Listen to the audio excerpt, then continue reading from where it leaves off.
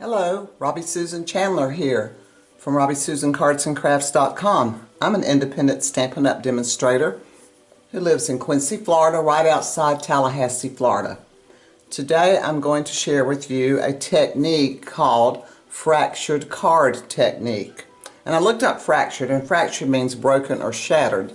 So I guess the concept of this card, which is this one right here, is that these pieces were broken off or shattered, and they were adhered back with these strips. But you'll find out that that was not even true on this card. Nothing's broken or shattered. So this is the card we're going to do today, or going to make today, and here's the inside. So let's take a look at how we do this fractured card technique. Okay, so we're going to start with our card base. Well, actually we're not. But I will tell you what the card base is. The card base is pretty peacock, and it's 11 by 4 1/4, scored at 5 1/2. But we're not going to use that right now because we'll get to that piece later. So let's start with the piece we are going to work with. And that's a piece of this paper from the pack called Fresh as a Daisy. And it's 4 by 5 1/4. And you can use any other piece, but stay tuned all the way to the end because I'm going to share some other fractured cards with you that my team and I have made. But this paper came from this pack. Like I said, it's called Fresh as a Daisy. It has lots and lots and lots of pretty designs in it, and it basically coordinates with some of the end colors. You've got the wild wheat and the copper clay. So this is the pack we're going to be working with today. Alright, so let's start. The first thing we need to do is cut a white square, and I used Stylish Shapes dies. And for this square I actually used the next to the largest. And the reason that there's a hole cut out of the middle, because if you notice on the card we have a white square right here in the middle. So when I was cutting that piece, I used the next to the smallest piece and cut my square out of that. So that's why there's a hole there in the middle, and I figure, well, it's not going to show, so let's make use of our cardstock. And while we're looking at that, the next size Stylish Shape square is the one that I cut this pretty peacock piece with. That one right there. So those are the 3 squares we'll be dealing with, and they're all from the Stylish Shape dies. Alright, so the first thing you need are some strips, and I cut these at 1/4 of an inch. Now I did another card that I've already posted a week or so ago, where this is one that I made, but these strips were 3/8 inch, and I did not like them that wide. You see the difference? I think they look much better narrow. So that's when I started doing my cards with this narrower piece.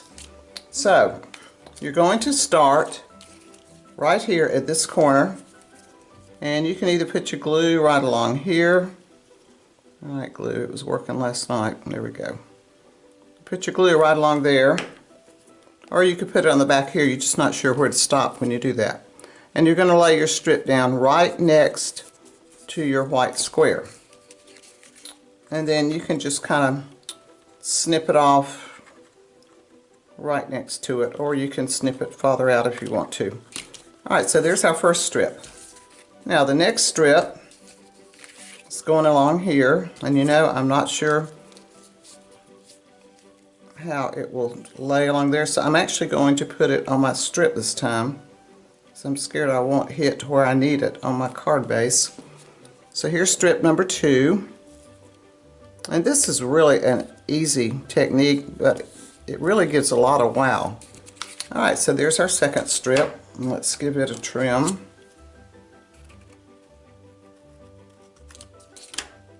Okay, so far so good. Now I have this piece here that doesn't have a square end, so I'm going to come back to it. So let's try this one. Otherwise I could just get my cutter. I'm not good with scissors, so I'm not good at cutting things straight, but hey, you know what, I did a good job on that. Let's just use this piece. So now I can see that this piece is going to go right there. Since it's a short one, I can figure out where that goes. So you butt that right up against, and the main thing you got to remember is go all the way out to the edge of your designer paper. Don't stop at the end of the square, because that kind of breaks the look of it. Let's trim, whoops. Didn't let that sit long enough, did I? You know what, let's just leave it there for a minute and let's put our next piece. We don't have to cut it right now. So here's our last piece, and it butts right up to that one that we are letting sit for a minute. Alright, let's see what we've got there. Now let's just flip this over and trim these off, and if you want to, you could just grab your cutter and trim these edges up, and you'll know you'll have them perfectly straight. I'm going to trim this one a little bit more down here. Now that I've got it upside down, I can see that I didn't quite get it. There we go. And one more. You can see the back side of this paper is pretty too. Okay, so here we have our fractured technique on the front, which I think looks really nice. So what you do next is you get a, well, let me show you what I stamped. This is the Just For You stamp, and it's from Charming Sentiments. It's this one right here. And I stamped it on my little white square with copper clay. So you have your pretty peacock square, and then on top of that you have your basic white square. And I just put a piece of, this is Tahitian Tide, and I made this piece to go in between. So I put all of these down with dimensionals. I wanted to pop them all up. So let's pop these down. Just like that. Alright, and see, we covered up that little hole perfectly. Now we need to put that on our card front. Now on the inside of this card, I have a piece of basic white that's 4 by 5 1/4, and I've already stamped my sentiment there, and I used Pretty Peacock, and this is from the Daisy set, Cheerful Daisy, and I used Wishing You the Brightest Birthday for my birthday sentiment. Okay, and this color was Daffodil Delight, and I colored my center with a copper clay marker. I felt like it needed something in the middle there. So let's get our front on here. Let's give this a good score. Okay, here we go. Just like I said, this is a fun technique, and you get some really, really pretty cards.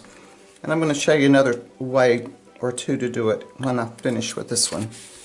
Okay, now the only thing we have left is I put a little daisy down there. And the daisy is from the Cheerful Daisy dies. And see, here's the one I cut, that's the Tahitian Tide. And here are the two pieces that I cut from Cheerful Daisies. And I did one in white and one in the copper clay. Now I colored my center of my daisy here with my blend, my dark Daffodil Delight blend, and then put a little bit of highlighting around it with this wild wheat. I was trying to give the look of, see how these daisies have the little wild wheat there? So that was the purpose of that marker. Alright, so let's pop this on here. We'll almost be through with this one. Now this one I just put a little glue up here on the top part of it and just stuck it down here because I didn't want another dimensional. Things were already tall enough. Did you see how easy that was? No problem at all. So here's our finished card with the inside, and I'll show you a couple more. I already showed you one I did. Here's another one with the owl set, and it's basically the same technique except I just put the cinnamon on mine instead of the owl. And then here's here's another one that was made. Now this one has an entirely different technique.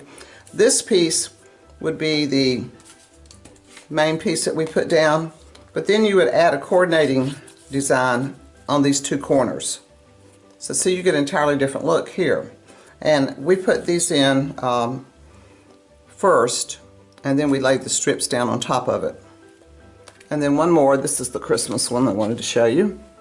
Isn't that beautiful? This was made by one of my team members, Kay Graham, and I was introduced to this technique through one of my team members, through our technique club. Judy Harrison showed us this, and then Kay made this one for our swap, Christmas card swap. And I know you think that one's just gorgeous too. Okay, so here's the card. Now you know how to do the fractured card technique. As you can see, it's quite easy. Please like my video and subscribe just by clicking on my picture down there. And there will be a free tutorial for you if you would like to print out all the instructions. And if you have any comments, please leave them. I'll be sure to answer them. So until next time, happy crafting.